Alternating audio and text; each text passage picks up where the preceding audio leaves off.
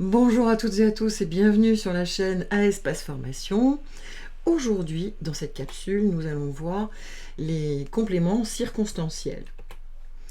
Alors, les compléments circonstanciels, en fait, ce sont des mots ou des groupes de mots qui nous donnent des précisions sur l'action qui est décrite dans la phrase. Et on peut avoir un ou plusieurs compléments dans une même phrase. Je vais partir d'un exemple pour vous montrer comment on fait pour trouver le complément circonstanciel. Il faut d'abord trouver le verbe, c'est-à-dire l'action. Et puis ensuite, on va chercher le sujet, celui qui fait l'action. Bien, une fois qu'on a le sujet et le verbe, là en l'occurrence, c'est nous déjeunons. Bon, on va poser des questions. Nous déjeunons quand? Ce midi. Ça y est, j'ai un complément circonstanciel de temps. On peut dire aussi CCT. Et puis, deuxième question, nous déjeunons où? Dans la véranda. Complément circonstanciel de lieu. On peut supprimer les compléments circonstanciels, ça il faut le savoir. Par exemple, je vais retirer ce midi, le complément circonstanciel de temps, et ça nous fait « nous déjeunons dans la véranda ». La phrase, même si elle a un petit peu moins de précision, elle est toujours cohérente.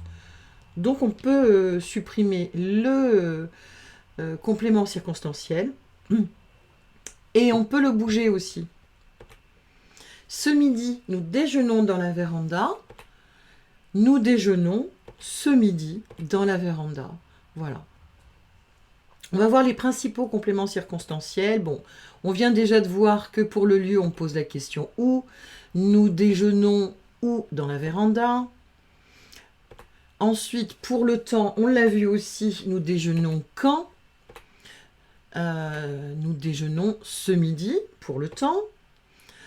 Complément circonstanciel de moyens, on va poser la question avec quel moyen ou à l'aide de quoi. Ce midi, nous déjeunons en marchant. Je reprends mon sujet et mon verbe et je pose la question. Nous déjeunons avec quel moyen? Eh bien, en marchant. Pour le complément circonstanciel de manière, on va poser la question de quelle manière? Nous déjeunons, de quelle manière? Joyeusement. Pour le but, on va poser la question dans quel but? Nous déjeunons bien. Dans quel but? Pour prendre des forces. Ensuite, pour la cause, on va poser la question pour quelle raison?